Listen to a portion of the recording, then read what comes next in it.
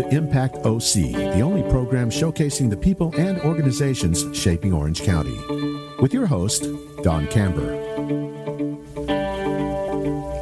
Hello, live from the OC Talk Radio studios at UCI's Beal Applied Innovation Center. I'm OC Talk Radio Public Affairs Director Don Camber with another great guest impacting our community in a positive way. Today, I welcome Orange County Registrar of Voters Bob Page. The 2022 California general election is November 8th. Bob runs the election in Orange County, which is the nation's fifth largest voting jurisdiction. His office's mission is to provide election services for the citizens of Orange County to ensure equal access to the election process, protect the integrity of votes, and maintain a transparent, accurate, and fair process. Thank you, Bob, for being on Impact OC. And Don, thank you for having me today to be able to talk about how voting is easy and secure in Orange County. Well, Bob, please go over the process that's underway to ensure Orange County voters will have an election that is fair and accurate. Well, thank you, Don. Right now at the Registrar of Voters office, we are preparing county voter information guides and ballots for mailing.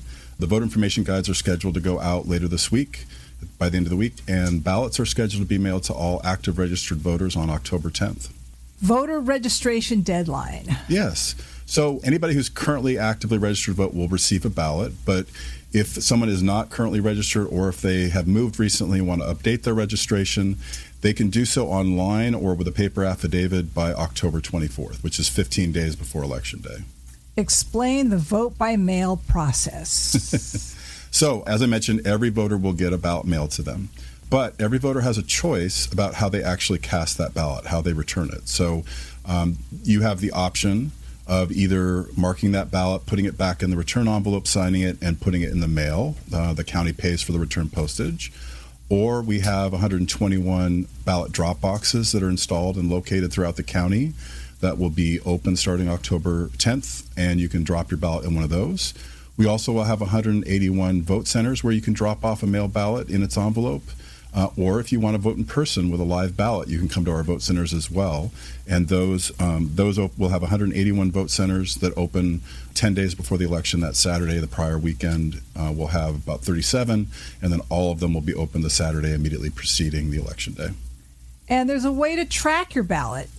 There is. In Orange County, we have a service called OC Ballot Express, which if you go to our website, ocvote.gov, you can sign up to track your ballot. You'll receive notifications either by email or text about the status of the mailing your ballot, and once you've returned it, once we have it back in our office. Now, once upon a time, people would vote in an area if they wanted to that was on their ballot. Does that not exist anymore?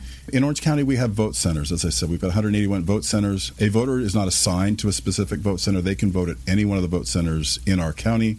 They're located at city halls, at churches, different locations, senior centers throughout the county. And you can go to any one. We have electronic voter rosters at each one, so we can look you up. Every single voter will be on that roster, and we'll be able to print the correct ballot type for you no matter where you go. Explain how you can avoid fraud. So basically, at a certain level, as I mentioned, we're mailing you a ballot. So all voting is done on paper. I know there's some discussion about voting machines and the ability to potentially alter those in some way, but all voting in the state of California is done on paper. There's always a paper ballot, no matter what method you choose. So we'll always have that backup. That's what's counted as the paper. If you go to a vote center and you need assistance, you could potentially vote on a ballot marking device, which allows you to mark a ballot on a touchscreen, but it prints a ballot that's on paper. That was what we actually scan. And so those ballots are all on paper. We always have one for every voter. We're only counting one per voter. If you mail one back, there is an ID code on each return envelope that's specific to the voter, but the ballot is not specific to the voter. It's specific to the precinct that they live in. And so when those come in, we're tracking the ballot for each voter and marking that they've voted. So if the voter tries to go and vote a second time, say they mail a ballot in and then go to a vote center and try to check in, our electronic roster will show that they've already voted and tell them that they can't vote again. If they say that they haven't voted, we'll allow them to vote provisionally, and then once we get that back in the envelope, we'll do additional research back in the office and confirm whether or not they've already voted. You were telling me before we came to air that there was a signature matching situation. Yeah, so with the mail ballot, part of the process of returning a mail ballot is signing the outside of the return envelope. And when we get those back, we're scanning those images on the return ballot, and we've got staff that are trained to compare signatures based on state regulations and state laws and requirements to determine whether the signatures compare with any signature we have on file for registration of a voter. So that first registration that somebody filled out to the most recent one. So if somebody's re-registered and moved or just re-registered for other reasons, we'll have all those signatures on file and be looking for similarities between the signatures. When's the last moment they can get a ballot to you? So the last day for voting is November 8th, Tuesday, November 8th, and 8 p.m. is that deadline. So if a voter wants to return a ballot by mail, they need to make sure that it's postmarked by November 8th. If they want to drop it off at one of our drop boxes at our vote center, they need to make sure they're there by 8 p.m. to drop it off. Or if they want to vote in person, they need to make sure they're in line to vote at a vote center by 8 p.m. on November 8th. Now tell us the process for that vote to get counted. So when the mail ballots come back in, well, first, for those people who vote in a vote center with a live ballot, they're marking a paper ballot, and before they're leaving, they're actually feeding it through a ballot scanner. And so it's recording their ballot on that scanner in the vote center, and then the storage device on that scanner is being brought back to our office by two-person teams that are followed by a sheriff's deputy to make sure that comes directly back to us. If you vote by mail, then those envelopes are coming back to us. We're running them through a mail sorter, which takes a picture of the outside of the envelope with a signature. Then that signature is then visible at different workstations in our office where we have up to 12 people at a time reviewing the signatures and comparing it on the screen to the signatures we have on file and making a determination about whether the signatures compare. If the first person doesn't think they compare, it'll go to another level of review. If that second level doesn't believe that the signatures compare, it'll go to a third level. And then once you have three people who agree that a signature does not compare, then we will send a notification out to the voter by mail, letting them know that there's an issue with their signature and giving them an opportunity to cure that by signing a statement. And then they have to get those back to us within a certain period of time. Could that happen after November 8th? The letter going out them to let them know to cure the signature, yes, that could happen after November 8th. And therefore, how much time after that is that acceptable for it to count? So the law is that if we determine that either a mail ballot is missing a signature or that we think that the signatures don't compare, we have to send that notification to the voter at least 8 days before we certify, and the voter is required to get it back to us at least 2 days before. We will put on the letter a date we recommend that they get it back, because at that time we may not know the exact date that we're going to certify. We have up to 30 days to certify, but it just depends on how many ballots we're processing still after Election Day, about what we can get the ballot counting done and get our audits done to be able to certify. So we give them an idea, like we encourage you to get it back by this date, but we really will continue to receive them up until 2 days before we certify. So when you're getting ballots, you're counting them, you're just not releasing the results until after the deadline. Correct. So as people are voting early, we are getting those ballots in, we're processing them, and if we found the signatures compare, we will remove those ballots from the mail ballot envelopes, and we'll actually scan them and prepare them for posting. But as you say, the law dictates that I can't post any results until after the polls close on 8 p.m. on November 8th. So what's the earliest there could be results posted at ocvote.gov? Typically, we try to hit about 8:05 p.m. the first results get posted. That first result report will have just early mail ballots on that we've gotten through the process and actually scanned. And then typically the next posting is about 9:30 once we start getting results back from the vote centers, and then we're posting every half hour till we've posted the results from all vote centers. And then you have a time that the process starts again the next day. Correct, yeah. So the focus on Election Day is processing those in-person ballots that are voted at vote centers, so we can get those published, because we can't go home that night until we've reported the results from all the vote centers. So the focus on Election Day is getting those in-person votes posted that night and any of the early mail ballots posted. Then we come back the next day and we start what's called the canvass period, which includes continuing to process any mail ballots that were dropped off on Election Day or that were postmarked by Election Day and arrive in the mail after that. The post office has up to 7 days to deliver ballots to us that are postmarked on Election Day. So we're continuing to process mail ballots. Every day that we post, we'll say how many ballots we think we still have left to process, so people get an idea of what's still left to do. Then once we're done having counted all the ballots, then we usually take about 5 or so days to do a number of different tests and audits to make sure that we're confident in the results. This is your second election in Orange County. Yeah. The first time around, was there issues with signatures? I wouldn't say there were issues. I mean, it ran pretty smoothly. We compare those signatures. We go through the process and follow the law in terms of how to compare those. I wouldn't say that there were any issues, no. I mean, I'm just curious, were there many people who got the letter they needed to make sure that it was them? Oh yeah, we definitely. I mean, that's a requirement. So if it's missing a signature, we send that letter out as soon as possible. And if we don't think the signature compares, we send that letter out and give them an opportunity to cure it. Were there many of those, offhand? I don't remember the exact number off top. But there were some. There's some, yeah, definitely. Explain your rapid deployment teams. So rapid deployment teams are, while our vote centers are open, we have teams of technical folks out in the field assigned to certain vote centers to be able to quickly respond if a vote center has an issue with some equipment it's not working for some reason. We can have people there quickly in the area that are trained on how to address any kind of technical issues with any of the election equipment. Explain the information people can get on ocvote.gov. There's a lot of information. There's information on how to register to vote. There's information on how to observe our processes. There is, as we're starting to post results, obviously the results are posted there, and it'll indicate when the next one's scheduled to be posted. There's like a countdown clock to let you know when our next results will be posted. As I mentioned, we will post, as we're doing results, we'll let people know how many ballots we estimate we still have left to process, and within different categories, like how many ballots we think need to be duplicated because they're damaged or in some way, or not marked properly and couldn't be read by the scanners, or that just are mail ballots that have to still be processed. So that information is available. There's also a lot of information about voting trends in past elections in terms of turnout and different methods of voting. We have a lot of maps on our website in terms of understanding where the different districts are located. We're in a redistricting situation, so many people need to know who they're voting for, so you get the information from there. Yeah. So obviously a voter will know who they get to vote for when they get their ballot or their voter information guide, which has a sample ballot in it. But I will share that because of redistricting that occurred at the state level and local level following the 2020 census, we do know that every single voter in Orange County will have at least one new district number that they didn't vote in 2020. It will be new for 2022. So essentially, like for your congressional, your state Senate, state assembly, Board of Equalization contests, there's a citizens committee under the California Constitution that's formed to make those decisions about how to redraw those lines.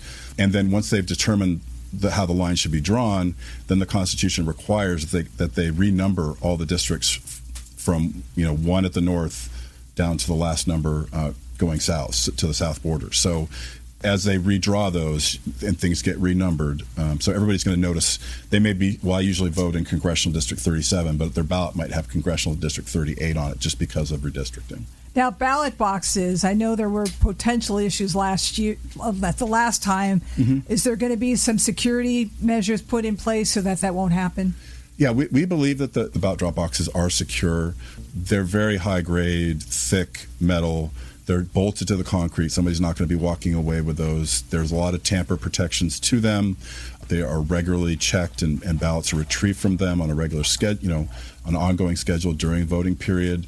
And we typically in Orange County exceed the state requirements that we pick them up every 96 hours. We'll do more frequently than that.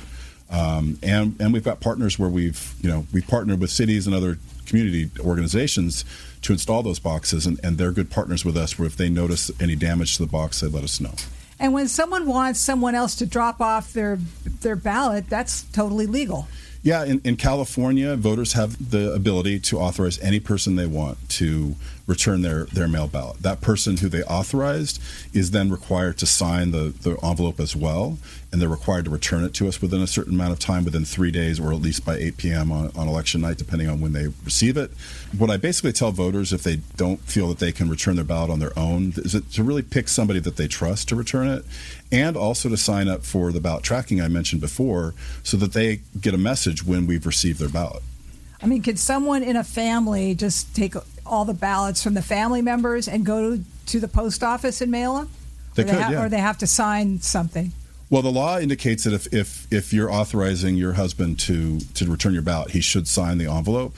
But on my end, if I get a ballot like that from the mail, I'm not going to know that you did that. And if his signature's not there, that's not reason for me to not count your ballot. So on my side, it's not disqualifying to the ballot if the person doesn't sign it, but they are required to do it.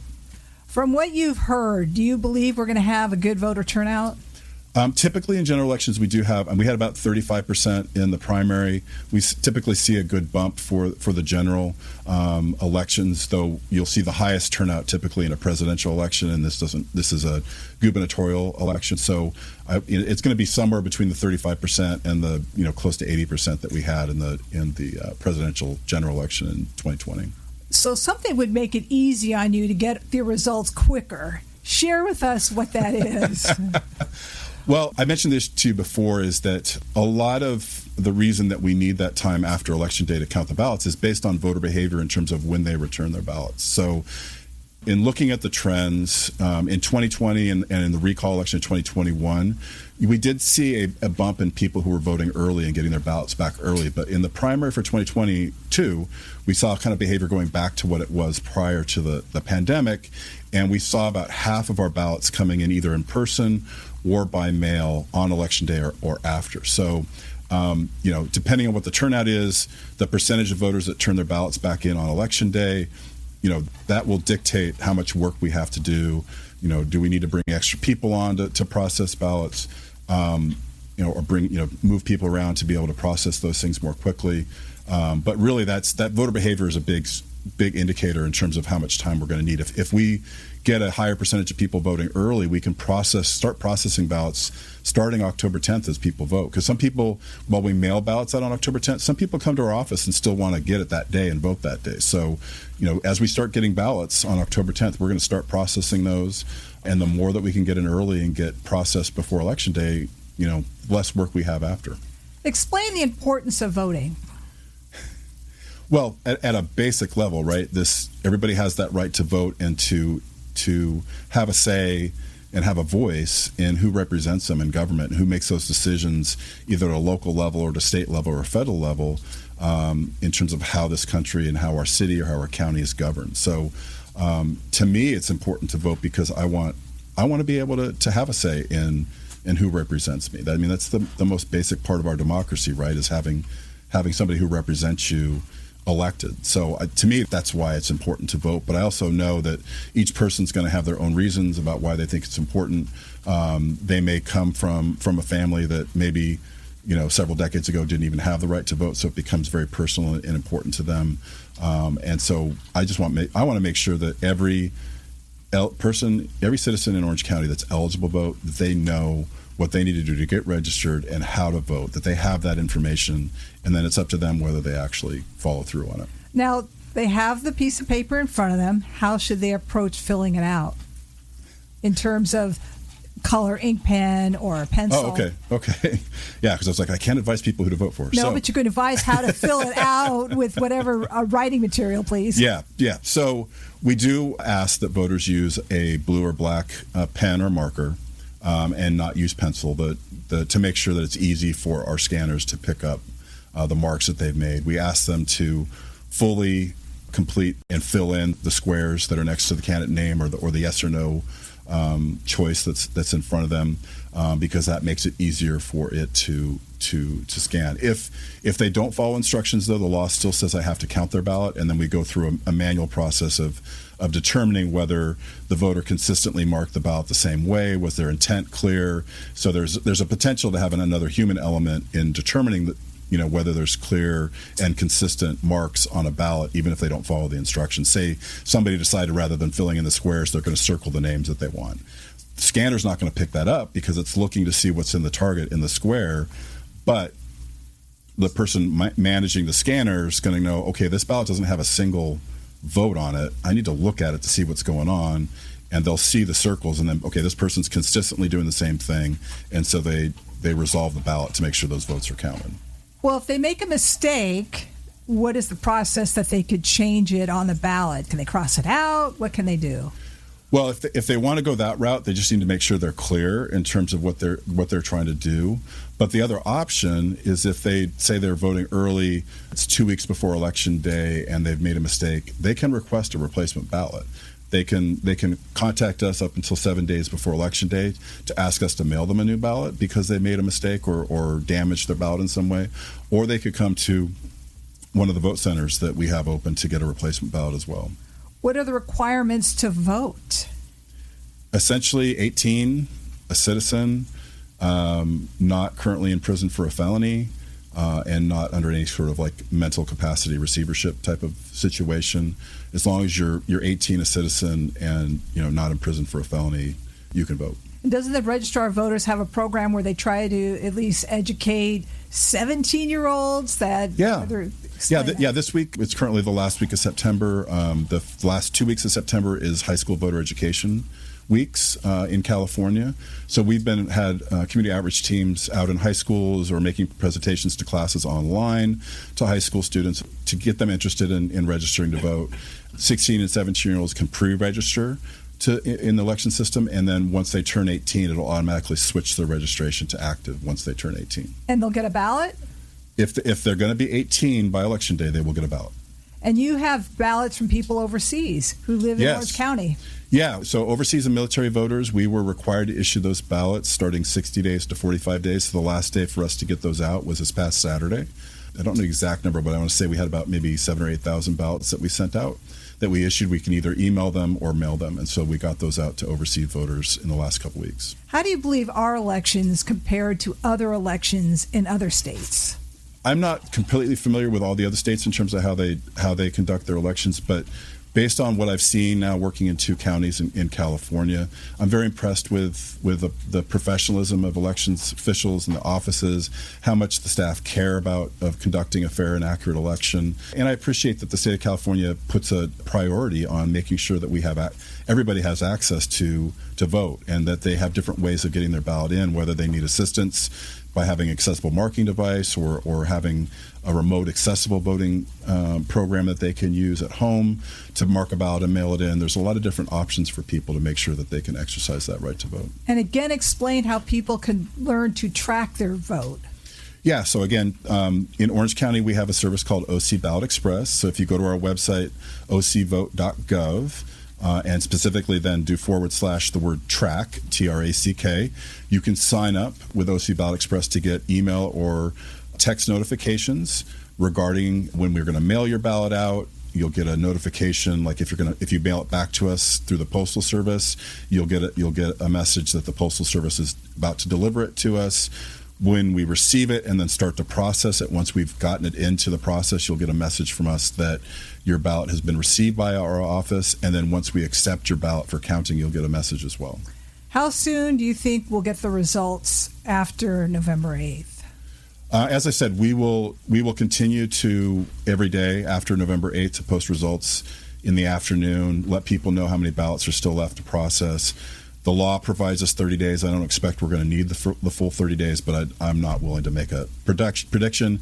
There's a little bit of difference between this election and the last one. This election's got Thanksgiving in the middle of that 30-day period, so that's going to have some impact and potentially when we finish up. But I know we'll be done well ahead of the 30 days. I just can't give you an exact date. And they can get more information at ocvote.gov, correct? Correct. Thank you, Orange County Registrar of Voters Bob Page, for being on Impact OC. And I thank everyone for tuning in. I'm OC Talk Radio Public Affairs Director Don Camber. Have an impactful day.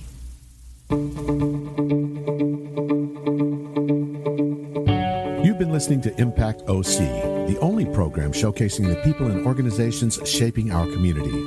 Right here on Orange County's only community radio station, OC Talk Radio.